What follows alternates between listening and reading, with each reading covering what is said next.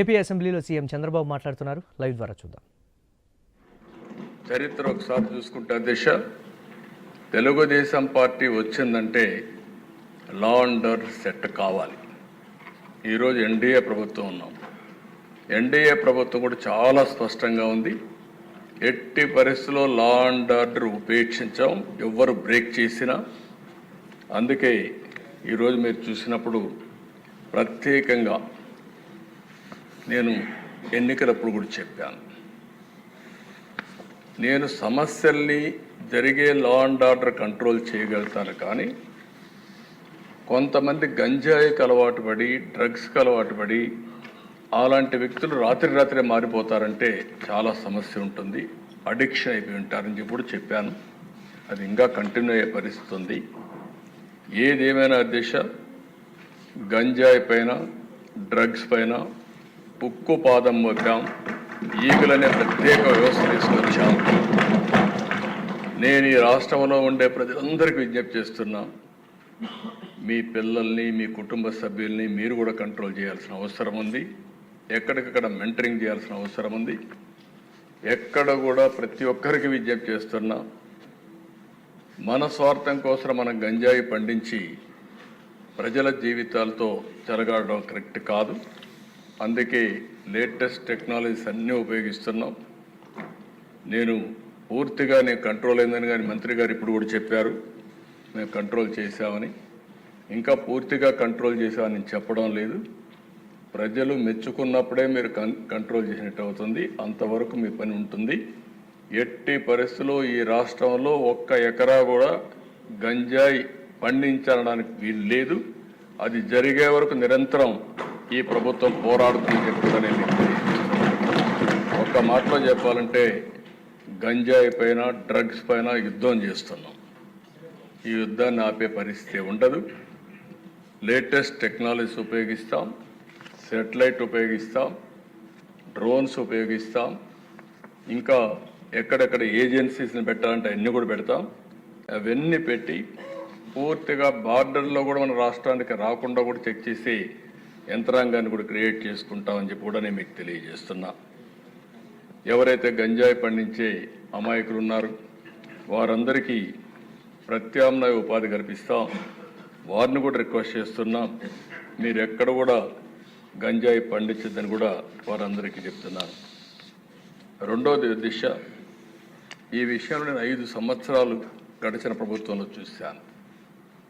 ఒక్కసారి అసెంబ్లీలో చర్చించిన దాఖలాలు లేవు, ఒక్కసారి సమీక్ష చేసిన దాఖలాలు లేవు. ఏ ప్రభుత్వమైనా చిత్తశుద్ధితో ఉన్నప్పుడు రివ్యూ చేయడం కానీ యాక్షన్ తీసుకోవడం కానీ జరిగితే కొంతవరకైనా కంట్రోల్ అవుతుంది. అవన్నీ చేయని పరిస్థితి వచ్చింది. అందుకని అధ్యక్ష దీంట్లో రాజీ లేదు. రెండో విషయం కూడా నేను ఒకటే కోరుతున్నా, ఈరోజు సోషల్ మీడియాను మనం చూస్తున్నాం. విచ్చలవిడితనం వచ్చింది, క్యారెక్టర్ అసాసినేషన్ జరిగే పరిస్థితి వస్తుంది, ఆడబిడ్డలు తలెత్తుకొని తిరగలేని పరిస్థితి వస్తూ ఉంది. ఇది మంచి సాంప్రదాయం కాదు. నాకు చాలా సంతోషం, అసెంబ్లీలో బూతులు లేవు. ఇప్పుడు అసెంబ్లీ అంతా కూడా సబ్జెక్ట్స్ పైన చర్చించే పరిస్థితికి వచ్చాం. ఆ 5 సంవత్సరాలు అసెంబ్లీలో బూతులు మాట్లాడడం, బయటంతా భయంకరంగా ఉండడం, ప్రజాస్వామ్యం పూర్తిగా అపహాస్యం కాబడింది. అలాంటి అన్ని పోయే పరిస్థితికి వచ్చాయి. ఈరోజు మళ్ళీ రాష్ట్రంలో ఒకటే విజ్ఞప్తి చేస్తున్నాం, ఎవరైనా సరే ఆడబిడ్డల పైన అత్యాచారాలు చేసి తప్పించుకోవాలంటే ఈ ప్రభుత్వంలో వీలు కాదు. అదే చివరి రోజు అవుతుందని మరొకసారి హెచ్చరిస్తున్నాం, చాలా కఠినంగా చెప్తున్నా. ఇంకా కొంతమంది అక్కడక్కడ చూస్తున్నాను, ఆకతాయిలు ఉన్నారు, ఇష్టానుసారంగా ప్రవర్తిస్తున్నారు. వారందరికీ కూడా ఒక మెసేజ్ పోవాల్సిన అవసరం ఉంది. నేను ఒకప్పుడు ఒక మెసేజ్ ఇచ్చాను, ఈ రాష్ట్రంలో లా అండ్ ఆర్డర్ మెయింటైన్ చేయాలి, తీవ్రవాద సమస్య పరిష్కారం కావాలి, మత విద్వేషాలు లేని రాష్ట్రంగా మత సామరస్యాన్ని పెంచాలి. ముఠా నాయకులందరినీ ఒకటే మెసేజ్ ఇచ్చాను, తరతరాలుగా మీరు ముఠాలకు పాటుపడుతున్నారు, కుటుంబాలు లేకుండా పోయే పరిస్థితి వస్తూ ఉంది. ఇంక ఈ రాష్ట్రంలో జరగడానికి వీలు లేదని ఆ రోజు కూడా చాలా స్పష్టంగా కంట్రోల్ చేశాం. రౌడీలకు ఒక మెసేజ్ ఇచ్చాం. ఈ రాష్ట్రంలో రౌడీ అనేవాడు ఉండడానికి వీలు లేదు, ఈ రాష్ట్రం మీకు సహకరించదు, అలాంటి వాడు ఉంటే ఈ రాష్ట్రాల నుంచి పారిపోవడం బెటర్ అని చెప్పి కూడా హెచ్చరించా. ఇప్పుడు కూడా చెప్తున్నా, ఎవరైనా సరే రౌడీజం చేసి మళ్ళా తప్పించుకుంటామంటే అలాంటి వాళ్ళని ఎట్టి పరిస్థితుల్లో వదిలిపెట్టమని అసెంబ్లీ సాక్షిగా హెచ్చరిస్తున్నారని కూడా అయితే అధ్యక్ష, ఇవన్నీ జరగాలంటే ఈరోజు మనం చూస్తే కొన్ని చట్టాలు కూడా పగడ్బందీగా ఉండాల్సిన అవసరం ఉంది. అందుకే ల్యాండ్ గ్రాబింగ్ బిల్ నిషేధం కింద 2024 కొత్త చట్టం తీసుకొస్తున్నాం.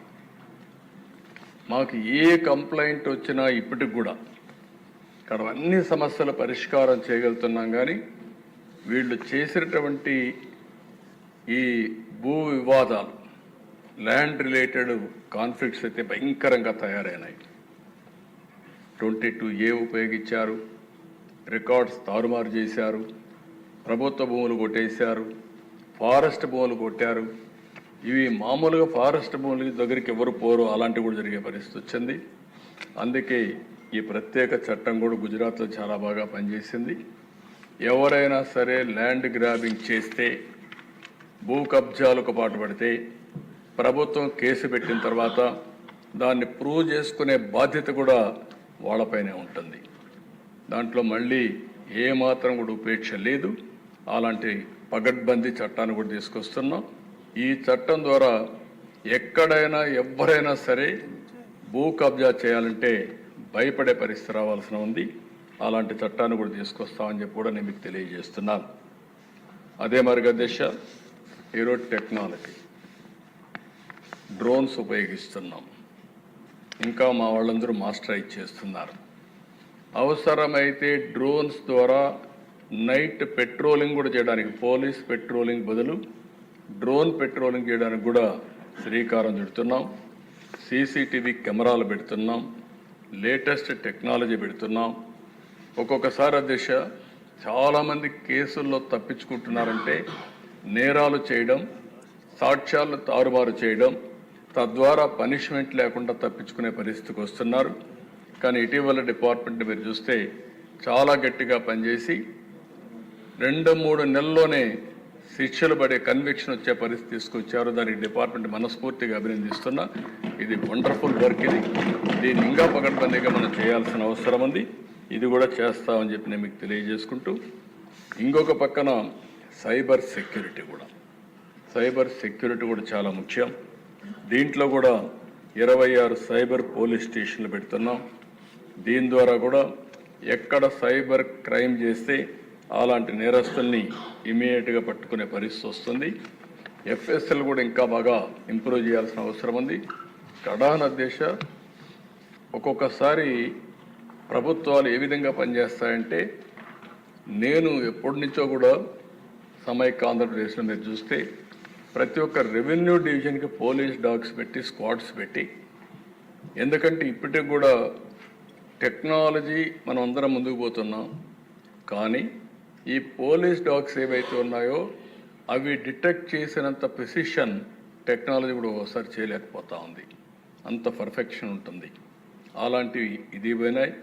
ఫారెన్సిక్ ఎవిడెన్స్ని ఎప్పటికప్పుడు సెక్యూరిటీ పెట్టి ఫస్ట్ హ్యాండ్గా అక్కడ మొత్తం ప్రొటెక్ట్ చేస్తేనే కేసు ముందుకు పోయే పరిస్థితి వస్తుంది. అలాంటి లేని పరిస్థితి వచ్చింది. అందుకని అధ్యక్ష, ఇప్పుడే కొంతమంది మాట్లాడినప్పుడు కూడా చెప్పారు, వివేకానంద రెడ్డి మర్డర్ కూడా ఓసారి ఆందోళన కలుగుతుంది ఎవరికైనా సరే. ఒక మర్డర్ జరిగిన తర్వాత, ఒక సెన్సేషనల్ మర్డర్ జరిగిన తర్వాత 6 మంది సాక్షులు ఆ కేసులో ఇన్వాల్వ్ అయిన వాళ్ళు ఎలిమినేట్ అయిపోవడం అనేది, చనిపోవడం అనేది అదొక ఆవేదన, ఆలోచన కలుగుతుంది. ఎప్పుడైనా పోలీస్ డిపార్ట్మెంట్ గుర్తుపెట్టుకోవాల్సింది, ఒక సెన్సేషనల్ కేసు వచ్చినప్పుడు దాని తర్వాత పరిణామాలన్నిటి కూడా క్షుణ్ణంగా ఎగ్జామిన్ చేసి ఎప్పటికప్పుడు యాక్షన్ తీసుకోవాల్సిన అవసరం ఉంది. మీరందరూ కూడా, ఎందుకంటే ఈ హౌస్లో కూడా అందరూ ఎమ్మెల్యేలు ఉన్నారు, నేను అందుకే మొన్న ఒక మాట చెప్పాను, నేనే ముఖ్యమంత్రి. నేను ముఖ్యమంత్రిగా ఉండి 2019లో వివేకానంద రెడ్డి మర్డర్ జరిగింది. తెల్లవారితో వాట్సాప్ మెసేజ్ వచ్చింది. మెసేజ్ ఏమని, వివేకానంద రెడ్డి గుండెపోటుతో చనిపోయాడు. ఎలక్షన్ సీజన్, నేను కూడా గుండెపోటు అనుకున్నాను. జనరల్గా నాకు ఎప్పుడు ఏ ఆలోచన వచ్చినా, ఏ మెసేజ్ వచ్చినా మళ్ళీ నేను స్టడీ చేస్తూ ఉంటాను. అలాంటిది నేను కూడా ఎలక్షన్లో ఉండి క్యారీ అయ్యాను. నాకు ఒక సీఎంఓ ఉంది, ఒక ఇంటెలిజెన్స్ ఉంది, ఒక డీజీపీ ఉన్నాడు, మా చంద్రరాజు మంత్రి, అప్పుడు అందరం ఉన్నాం. అందరం ఉండి అర్థం కాలేదు, నిజం అనుకున్నాం, నమ్మాం. అంటే నేరస్తులు ఏ విధంగా ట్రాప్లో పెడతారనేదానికి ఇది ఒక ఉదాహరణ దిశ. అంతవరకే చెప్తున్నాను నేను ఈరోజు. అది అయిన తర్వాత మధ్యాహ్నాలకి బిల్డప్ అయింది. సునీత గారు అడిగారు దీన్ని పోస్ట్ మార్టం చేయాలని. సునీత గారు కానీ పోస్ట్ మార్టం అడగకుండా ఉండుంటే క్రిమేషన్ అయిపోయారు. అంటే నేను ఎందుకు ఇవన్నీ చెప్తున్నానంటే, నేరాలు ఘోరాలు చేసే వ్యక్తుల పట్ల ఏ స్థాయి అయిన వాళ్ళైనా సరే మనం అప్రమత్తంగా ఉండకపోతే మాత్రం మనం న్యాయం చేసినట్టు కాదు, మనం కూడా ఇబ్బందులు పడే పరిస్థితి వస్తుంది. ఆ తర్వాత సాయంత్రానికి అధ్యక్ష ఎప్పుడైతే పోస్ట్ మార్టం చేశారో, ఏ టీవీలో అయితే గుండెపోటని చెప్పారో వాళ్లే సాయంత్రానికి మాట మార్చేసి, ఇంతవరకు మా తండ్రి చనిపోయాడు, ఇప్పుడు తండ్రి లేని బిడ్డే కాకుండా చిన్నాన్న ఉంటే ఆ పెద్ద దిక్కు కూడా లేకుండా పోయిందని చెప్తే ప్రజలు నమ్మించే పరిస్థితికి వచ్చారు. రెండో రోజు అధ్యక్ష నా చేతిలో కత్తి పెట్టి నారాసుర రక్త చరిత్రను వేసే పరిస్థితికి వచ్చారు. బాధ కదా దేశ, ఆవేదన కలగదా? ఏంటి ఇలాంటి అరాచకాలు చేసి కూడా రాజకీయాలు చేయగలుగుతావనే ధీమా నా జీవితంలో ఒకటే చెప్తాను దశ, ఎప్పుడు హత్యా రాజకీయాలు మరక అంటకుండా 45 సంవత్సరాల రాజకీయాలు చేశాను. ఎవరైనా హత్యా రాజకీయాలు చేసిన ప్రజాక్షేత్రంలో పోరాడి అలాంటి వ్యక్తుల్ని శాశ్వతంగా రాజకీయాలు లేకుండా చేశాను తప్ప, శిక్షలు బయటకు చేశాను తప్ప, నేను ఎలాంటి పరిస్థితులు కూడా అలాంటి దీనికి దోహదం చేయలేదు. నేను ఎప్పుడూ చెప్పేవాడిని, ఒక హత్య చేయడం అనేది చాలా ప్రమాదం. పోస్ట్ మార్టానికి కారకులైన వ్యక్తులు మీకు కూడా పోస్ట్ మార్టం జరుగుతుంది, జాగ్రత్తగా ఉండమని హెచ్చరించాను. ఈరోజు ఈ హౌస్లో కూడా ఎమ్మెల్యేస్కి అందరికీ చెప్తున్నాను, మీ నియోజకవర్గాల్లో లా అండ్ ఆర్డర్ కంట్రోల్ చేయడం మీ బాధ్యత. లా అండ్ ఆర్డర్ని మనం కానీ విస్మరిస్తే, ప్రజల్లో అశాంతి వస్తే కరెక్ట్ కాదు. ఇంకొక విషయం కూడా చెప్తున్నాను, రాజకీయ ముసుగులో నేరాలు ఘోరాలు చేసి ఎదురుదాడి చేసి తప్పించుకుంటా ఉంటే ఈ ప్రభుత్వంలో సాగనివ్వనని మరొక్కసారి చాలా స్పష్టంగా విజ్ఞప్తి చేస్తాను. ప్రజలకు మనం లా అండ్ ఆర్డర్ క్రియేట్ చేయాల్సిన, సమస్యలు లేకుండా చేయాల్సిన అవసరం ఉంది. టెక్నాలజీ వచ్చింది, టెక్నాలజీ ఉపయోగించుకుంటాం. కడాన పోలీసులు చూస్తే వాహనాలు కూడా లేని పరిస్థితి, పెట్రోల్ కూడా ఇవ్వలేని పరిస్థితి, ఇలాంటి చాలా జరుగుతున్నాయి. చాలా వరకు కరెక్ట్ చేశాం, ఇంకా కరెక్ట్ చేస్తాం. పోలీస్ యంత్రాంగాన్ని అప్రమత్తం చేస్తాం.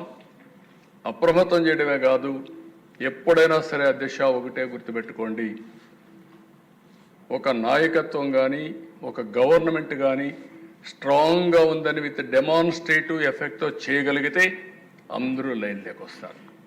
అట్లా కాకుండా పర్వాలేదు ఉదాసీన వైఖరి తీసుకుంటే ప్రతి ఒక్కరూ పెట్టిరేగిపోయే పరిస్థితి వస్తుంది. అది ఈ ప్రభుత్వంలో సాగనివ్వమని చెప్పి మరొకసారి తెలియజేసుకుంటూ ప్రతి ఒక్కరికి విజ్ఞప్తి చేస్తున్నా. ఈ రోజు నుంచి కొంతమందిని చూస్తున్నాను దిశ, కొన్ని కేసులు కూడా చూస్తున్నాను. ఎమోషన్లో కొంతమంది ట్రాపుల్లో కూడా పడతా ఉంటారు. కొంతమందికి డబ్బులు ఇస్తామంటే ఎక్కువగా వస్తాయనే ఉద్దేశంతో ఒక విధంగా ఆలోచిస్తే చిట్ ఫండ్ కంపెనీలు వస్తూ ఉంటాయి. అలాంటి వాటిలో డబ్బులు ఎక్కువ పెట్టుబడి పెడతాం, లేకుంటే మీకు ఎక్కువ రిటర్న్స్ ఇస్తామంటే మోసపోయే పరిస్థితి వస్తూ ఉంది.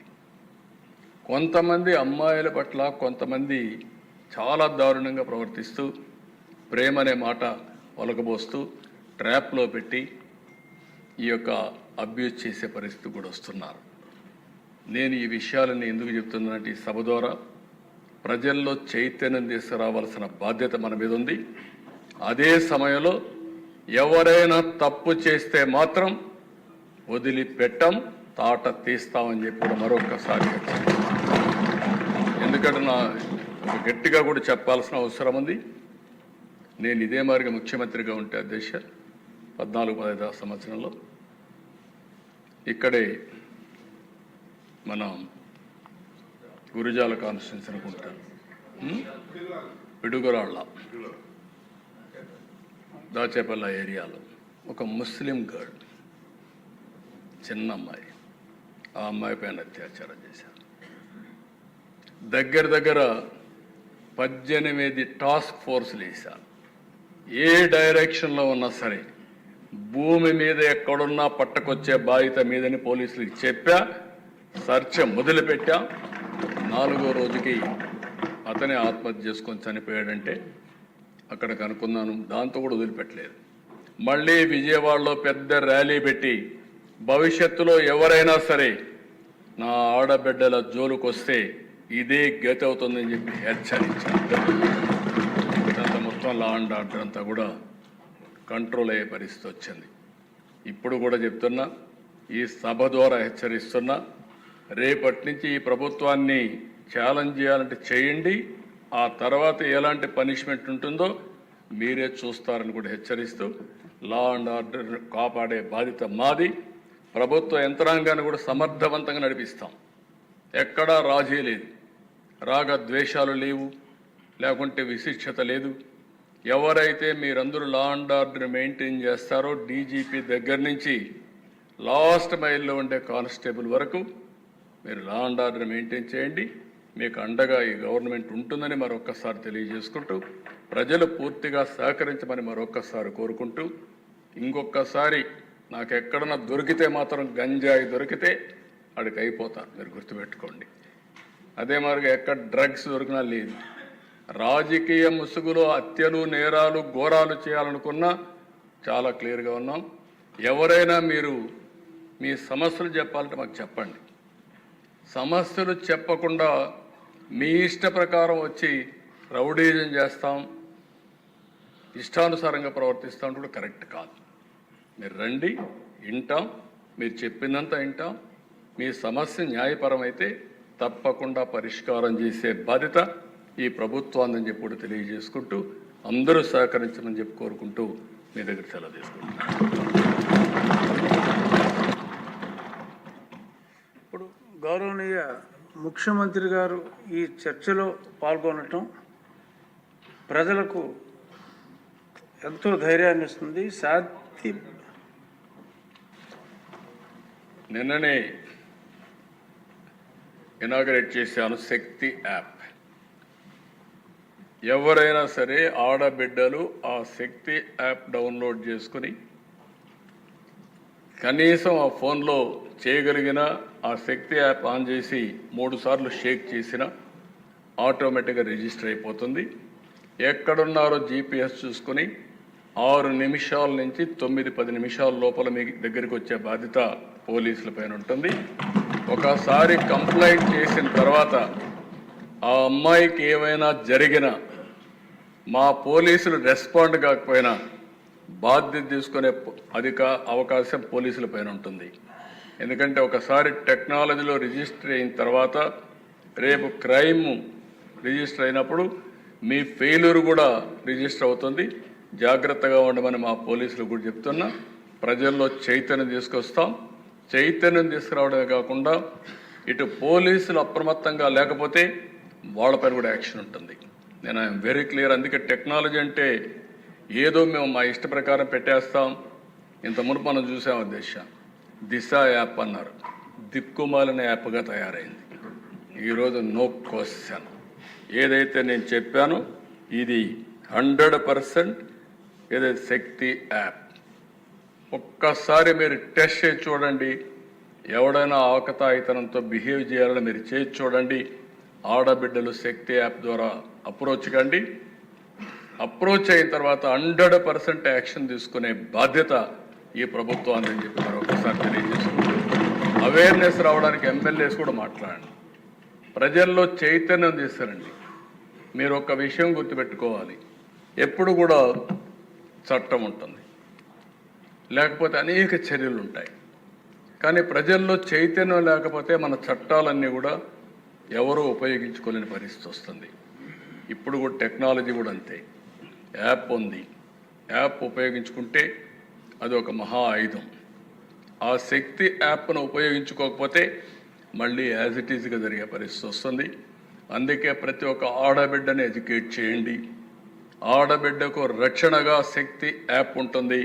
దీన్ని పూర్తిగా ఉపయోగించుకునే బాధ్యత ఆడబిడ్డలది. వాళ్ళల్లో చైతన్యం తీసుకొచ్చే బాధ్యత ఇక్కడుండే ఎమ్మెల్యేలది. మీ కాన్స్టిట్యున్సీలు ఎక్కడైనా ఉపయోగించుకోకపోతే ఫస్ట్ నేను ఎమ్మెల్యేని అడుగుతాను, ఎందుకు మీరు చెప్పలేకపోయారని. మీరు అక్కడ కార్యకర్తలు ఉంటారు, 3 పార్టీలు కలిసి ఇంటింటికి చెప్పండి. అవసరమైతే కొన్ని పాంప్లైట్స్ వేయండి. ఒక్క క్రైమ్ జరిగితే అప్పుడు చూడండి.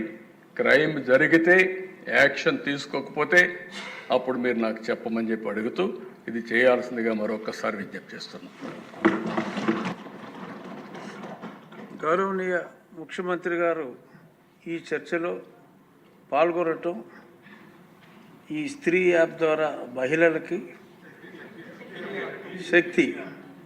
స్త్రీ శక్తి అని మైండ్లో వచ్చింది. శక్తి యాప్ ద్వారా మహిళలకి, అలాగే శాంతి భద్రతల అధినేతగా ఏ రాష్ట్రానికైనా పెట్టుబడులు రావాలంటే శాంతి భద్రతలు సక్రమంగా ఉండాలి. చంద్రబాబు నాయుడు గారు వచ్చినప్పుడే పెట్టుబడులు ఎందుకు వస్తున్నాయంటే శాంతి భద్రతల పట్ల ఆయన చూపుతున్న శ్రద్ధ.